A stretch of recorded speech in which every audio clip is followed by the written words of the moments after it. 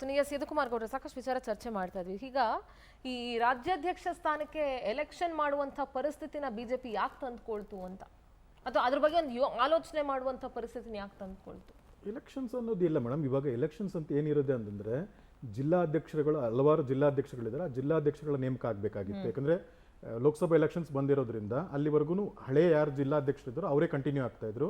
ಕೆಲವು ಜಿಲ್ಲೆಗಳಲ್ಲಿ ಜಿಲ್ಲಾಧ್ಯಕ್ಷರಾಗಬೇಕು, ಮತ್ತೆ ರಾಜ್ಯದ ಉದ್ದಗಲಕ್ಕೂ ಹೊಸ ಮಂಡಲ ಸಮಿತಿಗಳನ್ನು ತರಬೇಕಾಗಿರುವಂಥದ್ದು, ಬೂತ್ ಅಧ್ಯಕ್ಷ ಮಾಡಬೇಕು.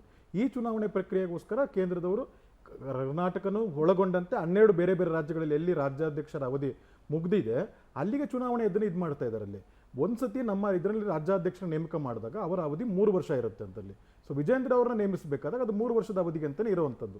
ಇಲ್ಲಿ ರಾಜ್ಯಾಧ್ಯಕ್ಷರ ಚುನಾವಣೆ ಅಲ್ಲ. ಬೇರೆ ರಾಜ್ಯಗಳಲ್ಲಿ ಚುನಾವಣೆಗಳ ಉಸ್ತುವಾರಿಗೆ ಹೇಗೆ ರಾಜ್ಯಾಧ್ಯಕ್ಷರ ಬೇರೆ ಬೇರೆ ರಾಜ್ಯಗಳ ರಾಜ್ಯಾಧ್ಯಕ್ಷ ನೇಮಕಕ್ಕಾಗಿರುವಂಥದ್ದು, ಇಲ್ಲಿ ಜಿಲ್ಲೆ ಮತ್ತೆ ಮಂಡಲ ಸಮಿತಿಗಳನ್ನ ಉಸ್ತುವಾರಿಗಳಿಗೆ ಹಾಕಿರೋ. ಈಗ ನಾನು ನೀವು ಬಿಜೆಪಿಯ ಒಳ ವಿಚಾರಗಳು ಆಂತರಿಕ ವಿಚಾರಗಳು ನಿಮಗೆ ಗೊತ್ತಿರೋದ್ರಿಂದ ನಾನು ಕೇಳ್ತೀನಿ. ಈಗ ಇನ್ ಕೇಸ್ ವಿಜಯೇಂದ್ರನನ್ನ ಬದಲಾವಣೆ ಮಾಡಬೇಕು ಅಂತ ಬಂದರೆ ಅಂಥ ಸಮರ್ಥ ನಾಯಕತ್ವ ಇರುವಂತಹ ನಾಯಕರು ನಿಮ್ಮ ಬಿಜೆಪಿಲಿ ಯಾರಿದ್ದಾರೆ? ಮೇಡಮ್ ಸದ್ಯಕ್ಕೆ ಮೊದಲನೇದಾಗಿ ಹೇಳೋದು ಬದಲಾವಣೆ ಇಲ್ಲ, ಬದಲಾವಣೆ ಇಲ್ಲ. ಮೇಡಮ್ ಆ ಥರ ರಾಜ್ಯದ ನಾಯಕತ್ವ ವಹಿಸ್ಕೊಂಡು ಹಲವಾರು ಜನ ಇದ್ದಾರೆ ಮೇಡಮ್. ಯಾಕಂದ್ರೆ ಒಂದು ಆರ್ಗನೈಸೇಷನ್ಸ್ ನಾವು ಬಂದಿರೋದು ಕೇಡರ್ ಬೇಸ್ ಪಾರ್ಟಿ. ಯಾರೇ ಬಂದಿದ್ರು ಅದು ಕೇಡರ್ ಬೇಸ್ ಪಾರ್ಟಿಯಿಂದ ಬರಬೇಕಾದಾಗ ನಾಯಕತ್ವ ಗುಣಗಳಿಂದನೇ ಬಂದಿರುವಂಥದ್ದು, ಸಂಘದ ಹಿನ್ನೆಲೆಯಿಂದ ಬಂದಿರುವಂಥದ್ದು ಇರುತ್ತೆ. ಅದ್ರಲ್ಲಿ ಹಲವಾರು ಜನ ಇದ್ದಾರೆ. ಅದಕ್ಕೇನು ಇಲ್ಲ. ಯಾರ ರಾಜ್ಯಾಧ್ಯಕ್ಷ ಯಾರಿಗಾದ್ರೂ ಜವಾಬ್ದಾರಿ ಕೊಟ್ರೆ ಇದೇನು ಅಲಂಕಾರಿಕ ವಸ್ತು ಅಲ್ಲ. ಜವಾಬ್ದಾರಿ ಕೊಟ್ಟಿದ್ದು 24 ಗಂಟೆನ ಕೆಲಸ ಮಾಡಬೇಕಾಗಿರುವಂಥ ಹುದ್ದೆ ಇರಬೇಕಾದಾಗ ಅದೇನು ಅಲಂಕಾರಿಕವಾಗಿ ಕುತ್ಕೊಂಡು ಒಂದು ಸ್ಟೇಜ್ನ ಕುತ್ಕೊಂಡು ಇದು ಮಾಡುವಂಥದ್ದಲ್ಲ. ಪಕ್ಷ ಸಂಘಟನೆ ಮಾಡಬೇಕಾಗಿರುವಂಥದ್ದನ್ನ ಯಾರ ರಾಷ್ಟ್ರೀಯ ಅಧ್ಯಕ್ಷರು ಕೊಡ್ತಾರೋ ಅದನ್ನ ಜವಾಬ್ದಾರಿನ ಈಗಿನ ಅಧ್ಯಕ್ಷರು ಸಂಪೂರ್ಣವಾಗಿ ಮಾಡಿದ್ದಾರೆ. ರೆಬಲ್ ನಾಯಕರ ಲಿಸ್ಟ್ ಅಲ್ಲಿ ಇರೋದು ಯಾರೋ ಸಾಮಾನ್ಯ ನಾಯಕರಲ್ಲ.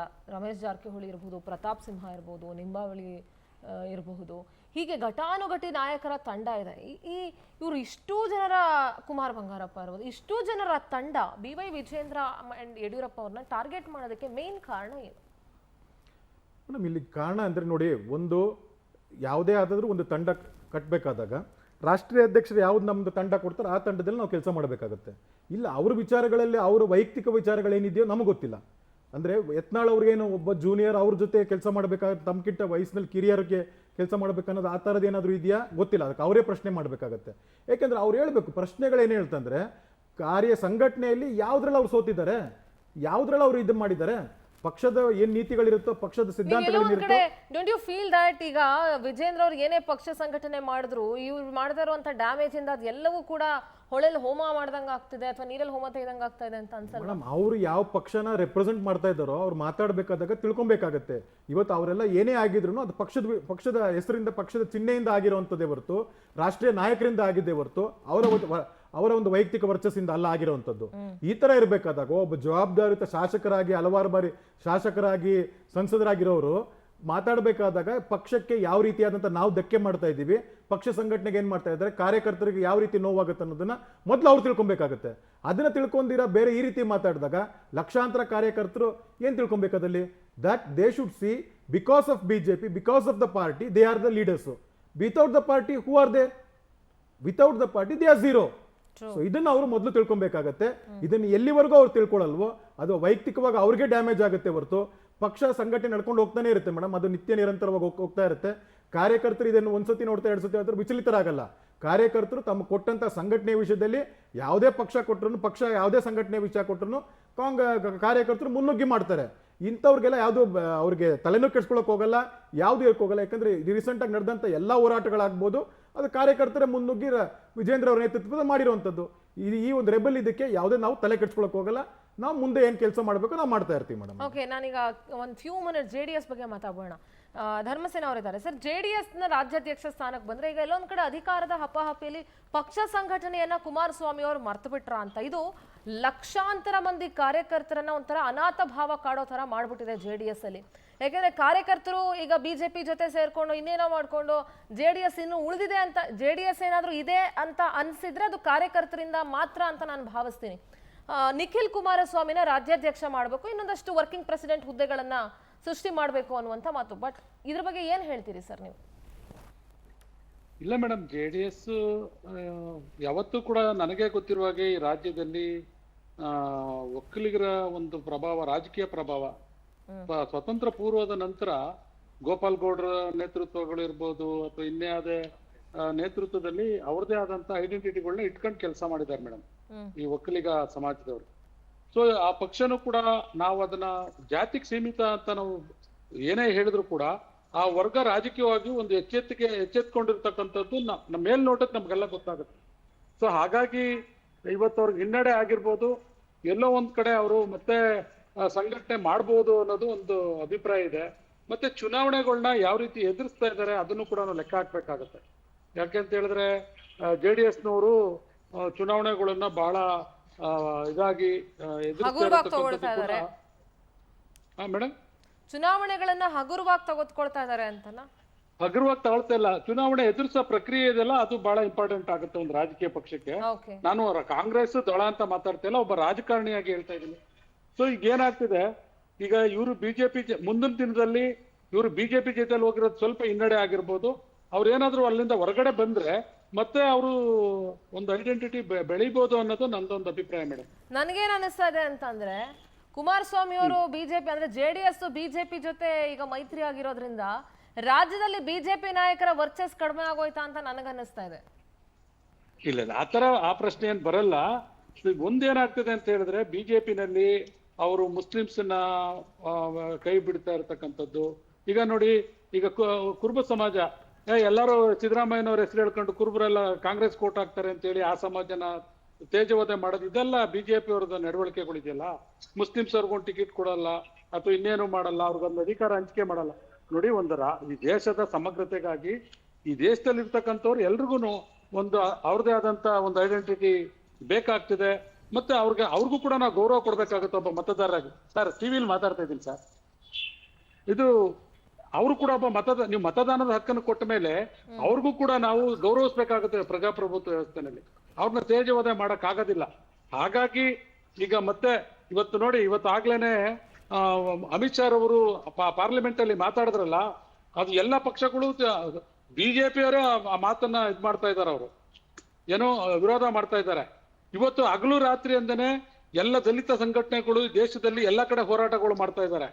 ಇವತ್ತು ಆ ಮುಜುಗರನ್ನ ಬಿಜೆಪಿಯವರು ಎದುರ್ಸಕ್ ಆಗಲ್ಲ. ಅಂಬೇಡ್ಕರ್ ಅವರು ಕಾಂಗ್ರೆಸ್ಗೆ ಕಾಂಗ್ರೆಸ್ನವ್ರು ಅವಮಾನ ಮಾಡಿದ್ರು ಅಂತ ಹೇಳ್ಕೊಂಡು ಬಂದ್ಬಿಟ್ಟು ಇವತ್ತು ಇವ್ರು ಏನ್ ಮಾಡಿದ್ರು, ಇವರು ಪಾರ್ಲಿಮೆಂಟ್ ಅಂತ ದೊಡ್ಡ ಜಾಗದಲ್ಲಿ ನಿಂತ್ಕೊಂಡು ಅಮಿತ್ ಶಾ ಅವರು ಭಾಷಣ ಮಾಡ್ಬಿಟ್ಟು ಇವತ್ತು ಅವ್ರು ಡಿಫೆಂಡ್ ಮಾಡಕ್ ಆಗ್ತಾ ಇಲ್ಲ. ಈಗ ಅವರು ಬಿಜೆಪಿ ಅದಕ್ಕೆ ತಕ್ಕಾದ ಉತ್ತರ ಕೊಟ್ಟಿದೆ ಸರ್. ಅಲ್ಲಿ ಯಾವ ರೀತಿಯಾಗಿ ವಿಡಿಯೋ ಮಾರ್ಫಿಂಗ್ ಆಯ್ತು, ಪೂರ್ತಿಯಾಗಿ ಮಾಡಿರೋದು ಏನಿದೆ ಎಲ್ಲ ನಾವು ನೋಡಿದ್ದೀವಿ. ಸದನದಲ್ಲೂ ಉತ್ತರ ಕೊಟ್ಟಿದ್ದಾರೆ, ತಿಳ್ಕೊಬೇಕಾಗುತ್ತೆ.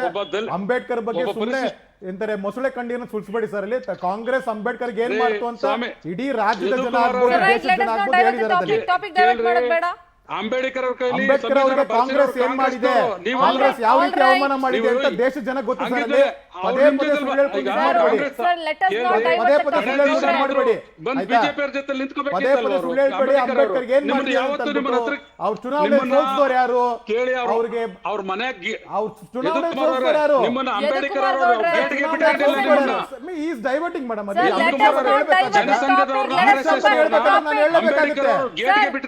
ಅಂಬೇಡ್ಕರ್ ಅವ್ರ ಕಾಂಗ್ರೆಸ್ ಯಾಕೆ ಸೋಲ್ಸ್ತು, ಉತ್ತರ ಕೊಡಿ ಅದಕ್ಕೆ. ಮಂತ್ರಿಮಂಡಲದಿಂದ ಯಾಕೆ ಹೊರಗಡೆ ಹೋದ್ರು ಅವರು? ಮೀಸಲಾತಿ ಬಗ್ಗೆ ಏನಿತ್ತು, ಮೀಸಲಾತಿ ಬಗ್ಗೆ ಏನಿತ್ತು, ಯಾಕೆ ಅವ್ರಿಗೆ ಭಾರತ ರತ್ನ ಕೊಡ್ಲೇ ಇಲ್ಲ?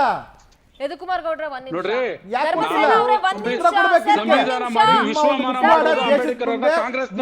ಖರ್ಚಾಗಿದೆ ಧರ್ಮಸೇನ ಅವರೇ. ದೇಶದ ಮುಂದೆ ಅಂಬೇಡ್ಕರ್ ಅಂತ ಏನಂತಾರೆ ಮೊಸಳೆ ಕಣ್ಣೀರು ದೇಶದ ಜನ ನೋಡಾಗೋಯ್ತು. ನಿಮ್ ಮನೆಗ್ ಬಾಗ್ಲಿಗೆ ಸೇರ್ಸಿಲ್ವಲ್ರಿ? ನಾವು ಪಂಚತೀರ್ಥಗಳನ್ನು ಮಾಡ್ತೀವಿ, ಅಂಬೇಡ್ಕರ್ ಅವ್ರ ಹೆಸರು ಮಾಡಿದೀವಿ.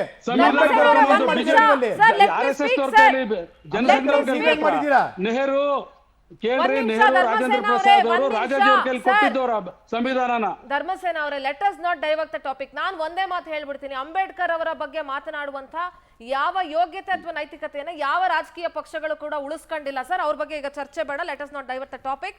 ಕಡೆಯದಾಗಿ ಸರ್, ಈ ರಾಜ್ಯಾಧ್ಯಕ್ಷರ ಬದಲಾವಣೆ ವಿಚಾರವಾಗಿ ಏನ್ ಹೇಳ್ತೀರಿ ಸರ್? ಮೇಡಮ್, ಈಗ ನೋಡಿ, ನಾವು ಎಲೆಕ್ಷನ್ ಕಮಿಷನ್ಗೆ ಪ್ರತಿ 3 ವರ್ಷಕ್ಕೆ ಎಲ್ಲ ಹಂತದ ಪದಾಧಿಕಾರಿಗಳ ಪಟ್ಟಿಗಳನ್ನು ಎಲ್ಲ ರಾಜಕೀಯ ಪಕ್ಷಗಳು ಶೇಷನ್ ಅವರ ಕಾಲದಿಂದನೂ ಕೊಡ್ಬೇಕಾದಂತದನ್ನ ಮ್ಯಾಂಡೇಟ್ ಮಾಡಿದ್ದಾರೆ. ಸೊ ಹಾಗಾಗಿ ಉಳ್ಕೊಳ್ಳೋದಿದ್ರೆ ಇವರೇ ಉಳ್ಕೊಳ್ತಾರೆ, ಹೊಸದಾಗಿ ಹೆಸರು ಪಟ್ಟಿನ ರವಾನೆ ಮಾಡ್ತಾರೆ ಎಲೆಕ್ಷನ್ ಕಮಿಷನ್ಗೆ, ನಾವು ಇವ್ರನ್ನ ಅಧ್ಯಕ್ಷರಾಗಿ ಮುಂದುವರ್ಸಿದೀವಿ ಅಂತ. ಬದಲಾವಣೆ ಅನ್ನೋದಿದ್ರೆ ಹೈಕಮಾಂಡ್ಗಳು ದೊಡ್ಡ ಮಟ್ಟದಲ್ಲಿ, ಯಾಕೆಂದ್ರೆ ರಾಜ್ಯದಲ್ಲಿ ನಾವು ತುಂಬಾ ಚಿಕ್ಕವರು, ಇದು ದೊಡ್ಡ ರಾಷ್ಟ್ರ ಮಟ್ಟದ ಪಕ್ಷಗಳಾಗಿರೋದ್ರಿಂದ, ಈಗ JDS ರಾಷ್ಟ್ರ ಮಟ್ಟದ ಪಕ್ಷ, ಬಿಜೆಪಿನೂ ರಾಷ್ಟ್ರ ಮಟ್ಟದ ಪಕ್ಷ, ನಮ್ದು ಕೂಡ ರಾಷ್ಟ್ರ ಮಟ್ಟದ ಪಕ್ಷ ಆದ್ರಿಂದ ರಾಜ್ಯ ಅಧ್ಯಕ್ಷಗಳನ್ನ ತೀರ್ಮಾನ ಮಾಡೋರು ದೆಹಲಿಯ ವರಿಷ್ಠರುಗಳೇ ಹೊರತು ನಮ್ಮ ರಾಜ್ಯದವ್ರು ಯಾರು ಅಲ್ಲ. Right, ಬಟ್ ಇಲ್ಲಿ ಅಭಿಪ್ರಾಯಗಳು ಕೇಳ್ತಾರೆ, ಅದ್ರ ಬಗ್ಗೆ ನಮ್ದೇನ್ ತಕರಾರಿಲ್ಲ. ಅಭಿಪ್ರಾಯಗಳನ್ನ ಕೇಳ್ತಾರೆ, ಅದರ ಪ್ರಕಾರ ರಾಜ್ಯವನ್ನ ರಾಜಕೀಯ ಪಕ್ಷಗಳು ಅಧ್ಯಕ್ಷಗಳನ್ನ ನೇಮಕ ಮಾಡ್ತಾರೆ ಮೇಡಮ್. ಇದು ನನಗೆ ಕುಮಾರ್ ಗೌಡ್ರೆ ನೀವೇನ್ ಹೇಳ್ತೀರಿ ಫೈನಲಿ? ಫೈನಲಿ ಹೇಳೋದು ಏನ್ ಗೊತ್ತಾ ಮೇಡಮ್, ರಾಷ್ಟ್ರ ನಾಯಕರು ಏನ್ ಕೊಟ್ಟಿದ್ದಾರೆ BY ವಿಜೇಂದ್ರ ಅವರಿಗೆ ರಾಜ್ಯಾಧ್ಯಕ್ಷರ ಪಟ್ಟ, ಅದನ್ನ ಸಮರ್ಥವಾಗಿ ವಿಜೇಂದ್ರ ಅವರು ರಾಜ್ಯದಲ್ಲಿ ನಡೆಸಿದ್ದಾರೆ. ಮತ್ತೆ ಅವರ ಒಂದು ಹೋರಾಟಗಳ ಫಲವಾಗಿನೇ ಇವತ್ತು ರಾಜ್ಯದಲ್ಲಿ ಸರ್ಕಾರ ಬಂದು ಇಕ್ಕಟ್ಟಿಗೀಡಾಗಿರುವಂಥದ್ದು ಹಲವಾರು ಪ್ರಸಂಗಗಳು ನೋಡಿದ್ದಾರೆ. ಆದ್ರೂ 1 ವರ್ಷ ಪೂರೈಸಿ ಅದ್ರ ರಿಪೋರ್ಟ್ ಕಾರ್ಡ್ ಕೊಟ್ಟಿದ್ದಾರೆ. ಆ ರಿಪೋರ್ಟ್ ಕಾರ್ಡ್ ಕೊಟ್ಟು ಅವರಿಗೆ ಪ್ರೋತ್ಸಾಹ ಮಾಡಿ ಇನ್ನ ಮುಂದುವರಿಸಿ, ಇನ್ನ 2 ವರ್ಷ ಅಂತ ಅಂದ್ಬಿಟ್ಟು ಹೇಳಿದ್ದಾರೆ. ಅವರು ಕೂಡ ಇನ್ನ ರಾಜ್ಯಾಧ್ಯಕ್ಷರು ಮುಂದುವರಿತಾರೆ, ಯಾವುದೇ ಬದಲಾವಣೆ ಇಲ್ಲ madam. Right sir, thank you so much Dharmasena ಅವರೇ ಕಾರ್ಯಕ್ರಮದಲ್ಲಿ ಭಾಗಿಯಾಗಿದ್ದಕ್ಕೆ, ಚರ್ಚೆಯಲ್ಲಿ. ಥ್ಯಾಂಕ್ ಯು ಕುಮಾರ್ ಗೌಡ್ರೆ, ನಿಮಗೂ ಕೂಡ ಚರ್ಚೆಯಲ್ಲಿ ಭಾಗಿಯಾಗಿದ್ದಕ್ಕೆ. ಒಟ್ಟಾರೆಯಾಗಿ 3 ಪಕ್ಷದಲ್ಲೂ ಕೂಡ ರಾಜ್ಯಾಧ್ಯಕ್ಷರ ಬದಲಾವಣೆ ವಿಚಾರವಾಗಿ ಅಥವಾ ರಾಜ್ಯಾಧ್ಯಕ್ಷರ ಆಯ್ಕೆ ವಿಚಾರವಾಗಿ ಜಟಾಪಟಿ ನಡೀತಾ ಇದೆ. ಬರೀ ಒಬ್ಬರ ಮೇಲೆ ಒಬ್ರು ಕೆಸರೆಚಾಟ ಅಥವಾ ಅವರವರ ಸ್ಥಾನಗಳಿಗೆ ಜಟಾಪಟಿ ಇದೇ ಆಗೋಗಿದೆ. ರಾಜ್ಯದ ಜನರ ಬಗ್ಗೆ ಒಂದಷ್ಟು ಕಾಳಜಿನೂ ಯಾರಿಗೂ ಇಲ್ಲ. ಬರೀ ಜನ ರಾಜಕೀಯ ನಾಯಕರ ಈ ಆಟಗಳನ್ನೇ ನೋಡೋದಾಗೋಗ್ಬಿಟ್ಟಿದೆ. ಅಟ್ಲೀಸ್ಟ್ ರಾಜ್ಯದ ನಾಯಕರು ಇನ್ನಾದ್ರೂ ಬದಲಾಗ್ತಾರಾ? ಬಿಜೆಪಿಯ ಬಣ ಬಡದಾಟಕ್ಕೆ ಒಂದು ಬ್ರೇಕ್ ಸಿಗುತ್ತಾ? ಅಥವಾ ಕಾಂಗ್ರೆಸ್ನ ಈ ಸ್ಟೇಟ್ಮೆಂಟ್ಗಳಿಗೆ ಅಲ್ಲೂ ಬಣ ಬಡದಾಟ, CM ಬಣ ಅಂಡ್ DK ಶಿವಕುಮಾರ್ ಬಣ, ಈ ಎಲ್ಲದಕ್ಕೂ ಕೂಡ ಯಾವಾಗ ಉತ್ತರ ಸಿಗುತ್ತೆ ಅಂತ ಕಾದ್ ನೋಡ್ಬೇಕಾಗತ್ತೆ.